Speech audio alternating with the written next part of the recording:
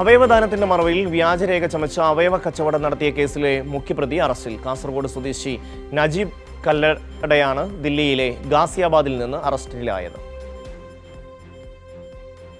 അവയവ കച്ചവടം നടത്തുന്ന വൻ സംഘത്തിലെ പ്രധാന കണ്ണിയാണ് അറസ്റ്റിലായ നജീബ് എന്നാണ് പോലീസിന് ലഭിച്ച വിവരം. ഇയാൾക്കായി പോലീസ് ഇന്നലെ ലുക്കൌട്ട് നോട്ടീസും ഇറക്കിയിരുന്നു. ഇതിന് പിന്നാലെയാണ് ഗാസിയാബാദിൽ നിന്നും പ്രതി പിടിയിലായത്.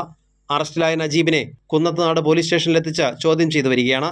കല്ലത്രാസ് മെഡിക്കൽ ടൂറിസം എന്ന വെബ്സൈറ്റ് വഴിയായിരുന്നു നജീബിന്റെ ഇടപാടുകൾ. ഇയാളുടെ ഭാര്യ റഷീദ ഉൾപ്പെടെ 7 പേരെ പോലീസ് നേരത്തെ അറസ്റ്റ് ചെയ്തിരുന്നു.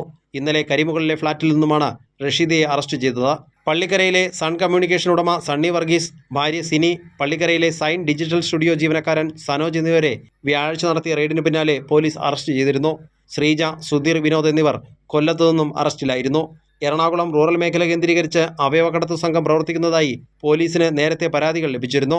2023 മുതൽ സംഘം പള്ളിക്കര കേന്ദ്രീകരിച്ച് പ്രവർത്തിക്കുന്നതിന്റെ തെളിവുകളും റെയ്ഡിൽ പോലീസിന് ലഭിച്ചു. വ്യാജരേഖ തയ്യാറാക്കാൻ ഉപയോഗിച്ച കമ്പ്യൂട്ടറും പ്രിന്ററും പോലീസ് പിടിച്ചെടുത്തിട്ടുണ്ട്.